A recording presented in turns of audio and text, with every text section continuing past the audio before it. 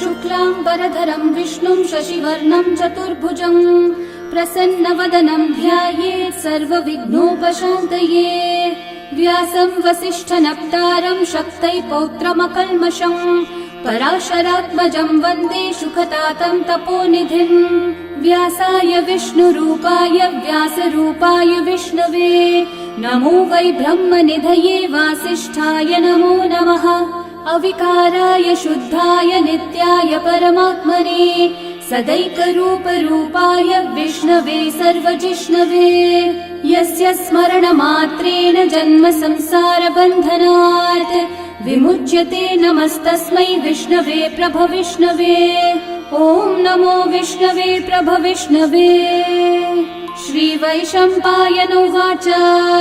श्रुत्वा धर्मानशेषेण पावनानि च सर्वशः युधिष्ठिरः शान्तनवं पुनरेवाभ्यभाषत। युधिष्ठिर उवाच किमेकं दैवतं लोके किं वाप्येकं परायणं स्तुवन्तः कमर्चन्तः प्राप्नुयुर्मानवा शुभम्। को धर्मः सर्वधर्माणां भवतः परमो मतः किं जपन्मुच्यते जन्तुर्जन्म संसारबन्धनात्। श्रीभीष्म उवाच जगत्प्रभुं देवदेवम् अनन्तं पुरुषोत्तमं स्तुवन्नामः सहस्रेण पुरुषस्तततोत्थितः तमेव चार्चयन् नित्यं भक्त्या पुरुषम् अव्ययम् ध्यायन् स्तुवन्नमस्यं च यजमानस्तमेव च। अनादिनिधनं विष्णुं सर्वलोकमहेश्वरं लोकाध्यक्षं स्तुवन्नित्यं सर्वदुःखातिगो भवेत्। ब्रह्मण्यं सर्वधर्मज्ञं लोकानां कीर्तिवर्धनं लोकनाथं महद्भूतं सर्वभूतभवोद्भवम्। एष मे सर्वधर्माणां धर्मोऽधिकतमो मतः यद्भक्त्या पुण्डरीकाक्षं स्तवैरर्चैर्नरः सदा।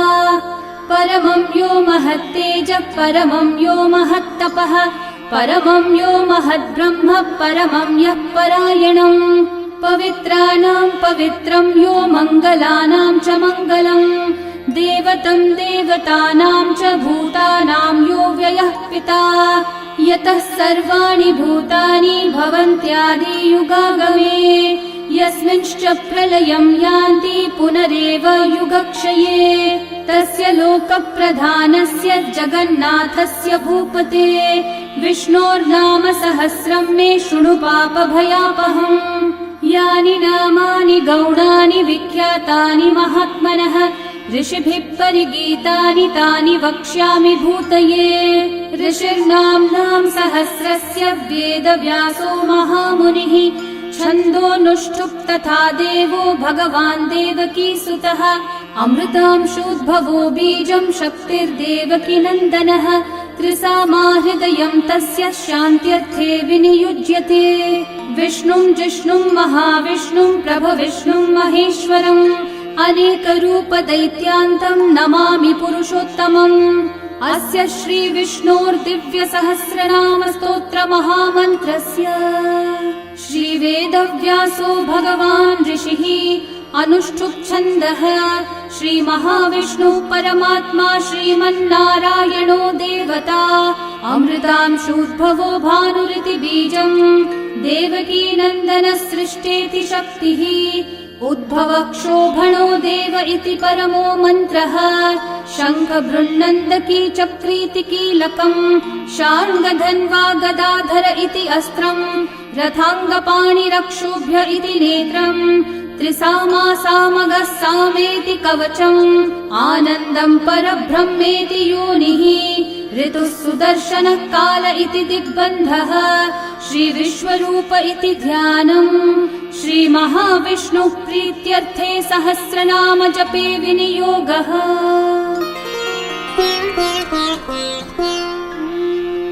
ध्यानम्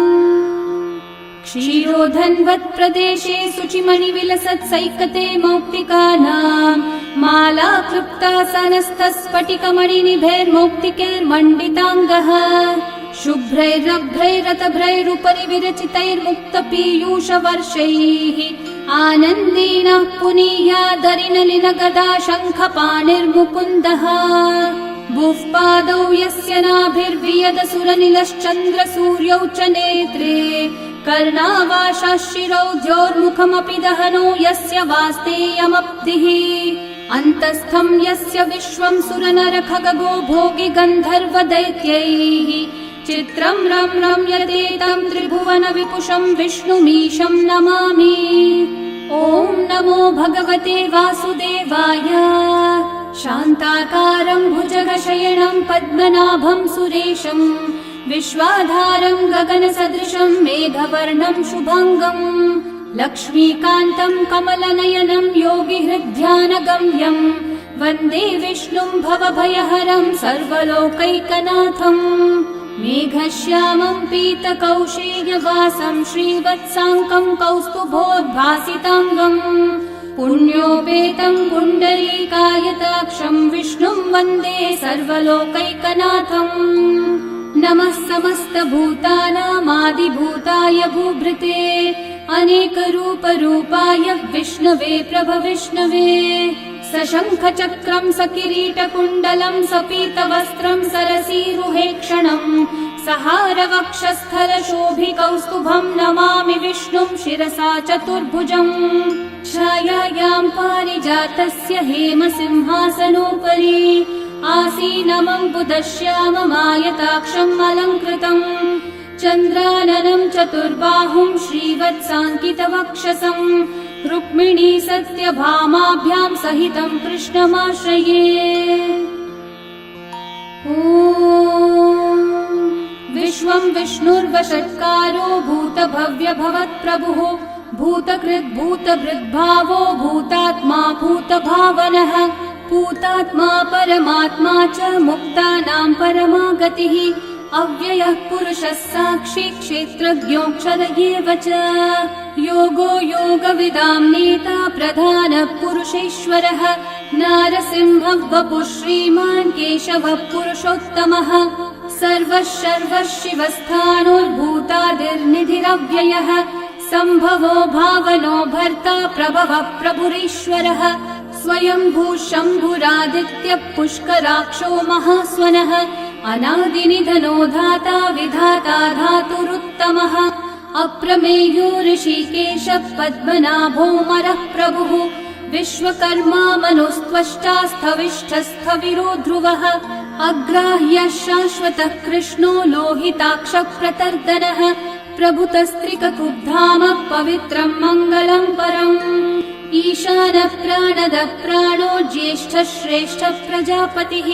हिरण्यगर्भो भूगर्भो माधवो मधुसूदनः ईश्वरो विक्रमी धन्वी मेधावी विक्रमक्रमः अनुत्तमो दुराधर्षः कृतज्ञः कृतिरात्मवान् सुरेशः शरणं शर्म विश्वरेतः प्रजाभवः अहः संवत्सरो व्याळः प्रत्ययः सर्वदर्शनः अजः सर्वेश्वरः सिद्धिः सिद्धि सर्वादिरच्युतः वृषा कपिरमेयात्मा सर्वयोगविनिःसृतः वसुर्वसुमना सत्यः समात्मा संवितः समः अमोघः पुण्डरीकाक्षो वृषकर्मा वृषाकृतिः रुद्रो बहुशिरा बभ्रुर्विश्वयोनिः शुचिश्रवाः अमृतः शाश्वतस्थाणुर्वरारोहो महातपाः सर्वगः सर्वविद्भानो विश्वक्सेनो जनार्दनः वेदो वेदविदव्यङ्गो वेदाङ्गो वेदवित्कविः लोकाध्यक्षः सुराध्यक्षो धर्माध्यक्षः कृताकृतः चतुरात्मा चतुर्व्यूहश्चतुर्दंष्ट्रश्चतुर्भुजः भ्राजिष्णुर्भोजनं भोक्ता सहिष्णुर्जगदादिजः अनघो विजयो जेता विश्वयोनिः पुनर्वसुः उपेन्द्रो वामनः प्रांशुरमोघः शुचिरूर्चितः अतीन्द्रः सङ्ग्रहः सर्गो धृतात्मा नियमो यमः वेद्यो वैद्यः सदा योगी वीरः माधवो मधुः अतीन्द्रियो महामायो महोत्साहो महाबलः महाबुद्धिर्महावीर्यो महाशक्तिर्महाद्युतिः अनिर्देश्य वपुः श्रीमान् अमेयात्मा महाधृतक् महेश्वासो महीभर्ता श्रीनिवासः सतां गतिः अनिरुद्धः सुरानन्दो गोविन्दो गोविदाम्पतिः मरीचिर्दमनोहंसः सुपर्णो भुजगोत्तमः हिरण्यनाभः सुतपः पद्मनाभः प्रजापतिः अमृत्युः सर्वदृक्सिंहः सन्धाता सन्धिमान् स्थिरः अजो दुर्मशनः शास्ता विश्रुतात्मा सुरारिः गुरुर्गुरुतमो धामः सत्यः सत्यः पराक्रमः निमिषो निमिषस्रग्वी वाचस्पतिरुदारधीः अग्रणीर्ग्रामणी श्रीमान् न्यायो नेता समीरणः सहस्रमूर्धा विश्वात्मा सहस्राक्षः सहस्रपात् आवर्तनो निवृत्तात्मा संवृतः सम्प्रमर्दनः अहः संवर्तको वह्निरनिलो धरणीधरः सुप्रसादः प्रसन्नात्मा विश्वदृग्विश्वभुग्विभुः सत्कर्ता सत्कृतः साधुर्जन्मोर्नारायणो नरः असङ्ख्येयो प्रमेयात्मा विशिष्टः शिष्टकृच्छुचिः सिद्धार्थः सिद्धसङ्कल्पः सिद्धिदः सिद्धिसाधनः वृषाही वृषभो विष्णुर्वृषपर्वा वृषोदरः वर्धनो वर्धमानश्च विविक्तः श्रुतिसागरः सुभुजो दुर्धरो वाग्मी महेन्द्रो वसुदो वसुः नैकरूपो बृहद्रूपः क्षिपिविष्टप्रकाशनः ओजस्तेजोद्युतिधरः प्रकाशात्मा प्रतापनः ऋद्धः स्पष्टाक्षरो मन्त्रश्चन्द्रांशूर्भास्करद्युतिः अमृतांशूद्भवो भानुः शशबिन्दुः सुरेश्वरः औषधम् जगतः सेतुः सत्यधर्मः पराक्रमः भूतभव्यभवन्नाथः पवनः पावनो नलः कामः कामकृत्कान्तः कामः कामप्रदः प्रभुः युगादिकृद्युगावर्तो नैकमायो महाशनः अदृश्यो व्यक्तरूपश्च सहस्रजिदनन्तजित् इष्टो विशिष्टशिष्टेष्ठः शिखण्डी नहुषो वृषः क्रोधः क्रोधकृत्कर्ता विश्वबाहुर्महीधरः अच्युतः प्रथितः प्राणः प्राणदो वासवानुजः अपान्निधिरधिष्ठानम् अप्रमत्तः प्रतिष्ठितः स्कन्दस्कन्दद्धरो धुर्यो वरदो वायुवाहनः वासुदेवो बृहद्भानुरादिदेवः पुरन्दरः अशोकस्थारणस्थारः शूरः शौरिर्जनेश्वरः अनुकूलः शतावर्तः पद्मी पद्मनिभीक्षणः पद्मनाभोरविन्दाक्षः पद्मगर्भः शरीरभृत् महर्धिरिग्धो वृद्धात्मा महाक्षो गरुडध्वजः अतुलः शरभो भीमः समयज्ञो हविर्हरिः सर्वलक्षणलक्षण्यो लक्ष्मीवान् समितिञ्जयः विक्षरो रोहितो मार्गो हेतुर्दामोदरः सहः महीधरो महाभागो वेगवानमिताशनः उद्भवक्षोभणो देवः श्रीगर्भः परमेश्वरः करणं कारणं कर्ता विकर्ता गहनो गुहः व्यवसायो व्यवस्थानः संस्थानस्थानदो ध्रुवः परर्धि परमस्पष्टः तुष्टः पुष्टः शुभेक्षणः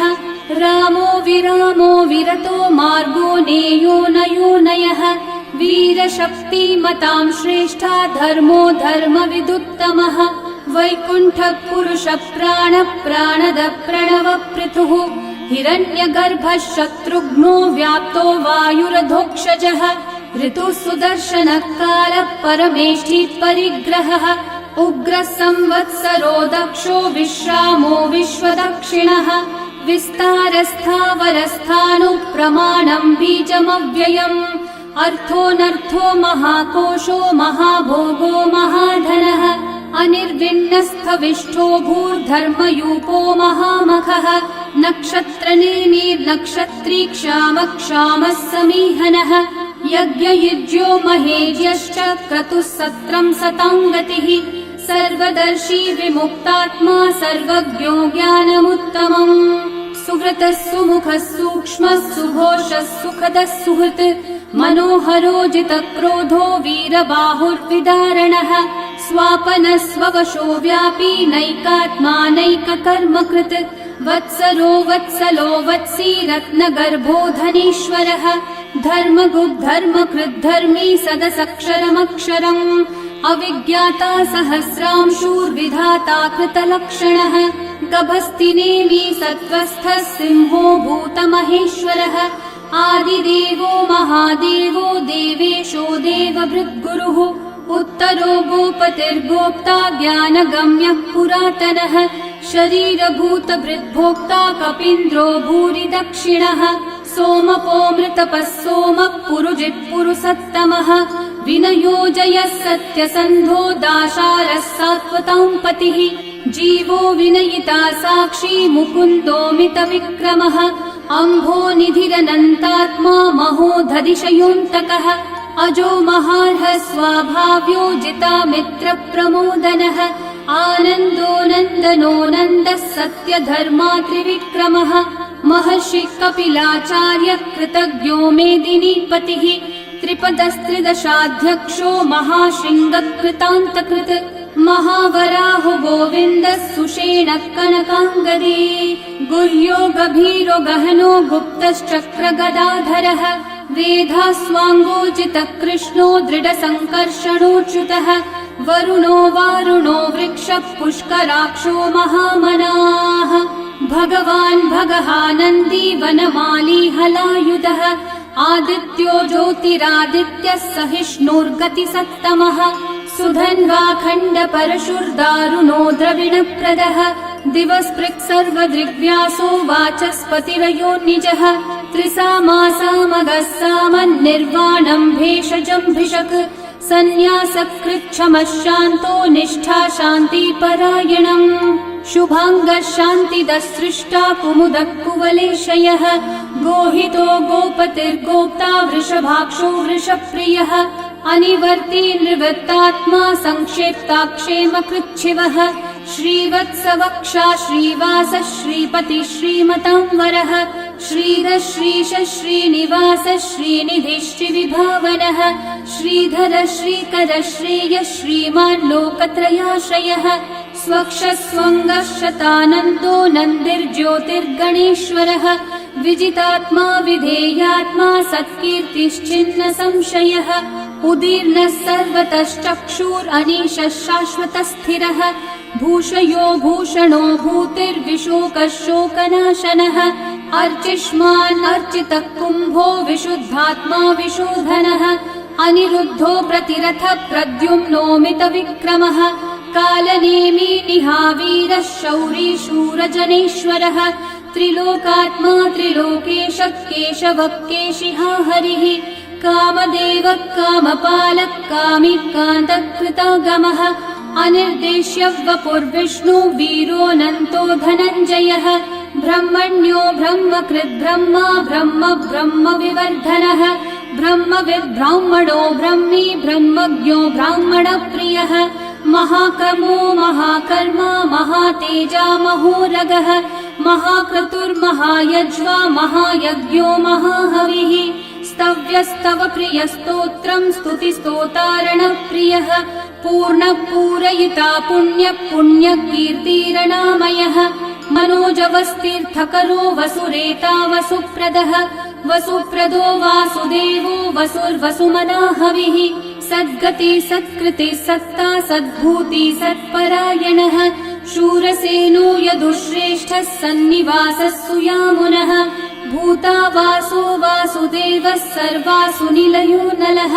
दर्पः दर्पदो दृप्तो दुर्धरोऽथा पराजितः विश्वमूर्तिर्महामूर्तिर्दीप्तमूर्तिरमूर्तिमान् अनेकमूर्तिरव्यक्तः शतमूर्तिः शताननः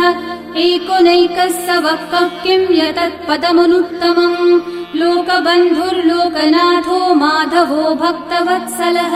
सुवर्णवर्णो हेमाङ्गो वराङ्गश्चन्दनाङ्गदे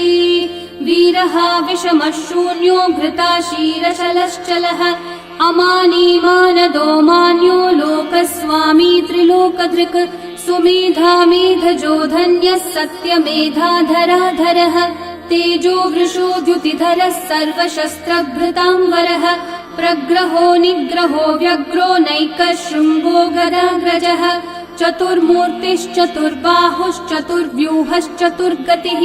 चतुरात्मा चतुर्भावश्चतुर्वेदविदेकपात् समावर्तो निर्वृत्तात्मा दुर्जयो दुरतिक्रमः दुर्लभो दुर्गमो दुर्गो दुरावासो दुरारिहा शुभाङ्गो लोकसारङ्गः सुतन्तुस्तन्तुवर्धनः इन्द्रकर्मा महाकर्मा कृतकर्मा कृतागमः उद्भवः सुन्दर सुन्दो रत्ननाभः सुलोचनः अर्को वाजः नः शृङ्गी जयन्तः सर्वविजयी सुवर्णबिन्दु रक्षोभ्यः सर्ववागीश्वरेश्वरः महाहृदो महागर्तो महाभूतो महानिधिः कुमुदः कुन्दरः कुन्दः पर्जन्यः पावनो निलः अमृताशोऽमृतवपुः सर्वज्ञः सर्वतोमुखः सुलभः सुव्रतः सिद्धः शत्रुजिच्छत्रुतापनः न्यग्रोधोदम्बरोऽश्वत्थश्चाणूरान्ध्रनिषूदनः सहस्रार्चिः सप्तजिह्वा सप्तैधा सप्तवाहनः अमूर्तिरनघोचिन्त्यो भयकृद्भयनाशनः अनुर्बृहत्कृशस्थूलो गुणवृन्निर्गुणो महान् अधृतस्वधृतस्वास्य प्राग्वंशो वंशवर्धनः भारभृत्कथितो योगी योगीशः सर्वकामदः आश्रमश्रमणश्रामः सुपर्णो वायुवाहनः धनुर्धरो धनुर्वेदो दण्डो दमयिता दमः अपराजितः सर्वसहो नियन्ता नियमो यमः सत्त्ववान् सात्विकः सत्यः सत्यधर्मपरायणः अभिप्रायप्रियार्होर्हः प्रियकृत्प्रीतिवर्धनः विहाय स गतिर्ज्योतिः सुरचिर्हुतभुग्विभुः रविर्विरोचनः सूर्यः सविता रविलोचनः अनन्तो हुतभुग्भोक्ता सुखदो नैकजोऽग्रजः अनिर्विण्णः सदा मर्षि लोकाधिष्ठानमद्भुतः सनातनतमः कपिलः कपिरव्ययः स्वस्तिदः स्वस्तिकृत् स्वस्ति स्वस्ति भुक् स्वस्ति दक्षिणः अरौद्रः कुण्डली चक्री विक्रम्यूर्जितशासनः शब्दातिगः शब्दसः शिशिरः शर्वरीकरः अक्रूरः पेशलो दक्षो दक्षिणः क्षमिनाम्बरः विद्वत्तमो वीतभयः पुण्यश्रवणकीर्तनः उत्तारणो दुष्कृतिः पुण्यो दुःस्वप्ननाशनः वीरः रक्षणः सन्तो जीवनः पर्यवस्थितः अनन्तरूपोऽनन्तः श्रीर्जितमन्युर्भयापहः चतुर्रश्रो गभीरात्मा विदिशो व्यादिशो दिशः अनादिर्भूर्भुवो लक्ष्मी सुवीरो रुचिराङ्गदः जननो जनजन्मादि भीमो भीमपराक्रमः आधारनिलयो धाता पुष्पहासप्रजागरः ऊर्ध्वगः सत्पथाचारः प्राणदः प्रणवप्पणः प्रमाणं प्राणनिलयं प्राणभृत्प्राणजीवनः तत्त्वं तत्त्वविदेकात्मा जन्म मृत्युजरातिगः भूर्भुवः स्वस्तरुस्तारः सविता प्रपितामहः यज्ञो यज्ञपतिर्यज्वा यज्ञाङ्गो यज्ञवाहनः यज्ञभृद्यज्ञकृद्यज्ञी यज्ञभुग्यज्ञसाधनः यज्ञातकृद्यज्ञगुह्यामन्नमन्नादयेव च आत्मयोनिः स्वयं जातो वैखानः सामगायनः देवकीनन्दनः सृष्टा शितीशः पापनाशनः शङ्खवृन्नन्दकी चक्री शार्ङ्गधन्वा गदाधरः रथाङ्गपाणिरक्षोभ्यः सर्वप्रहरणायुधः सर्वप्रहरणायुध ॐ नम इति वनमाली गदी शार्ङ्गी शङ्खी चक्री च नन्दकी श्रीमान्नारायणो विष्णुर्वासुदेवोऽभिरक्षतु वनमाली गदी शार्ङ्गी शङ्खी चक्री च नन्दकी श्रीमान्नारायणो विष्णुर्वासुदेवोऽभिरक्षतु वनमाली गदी शार्ङ्गी शङ्खी चक्री च नन्दकी श्रीमान्नारायणो विष्णुर्वासुदेवोऽभिरक्षतु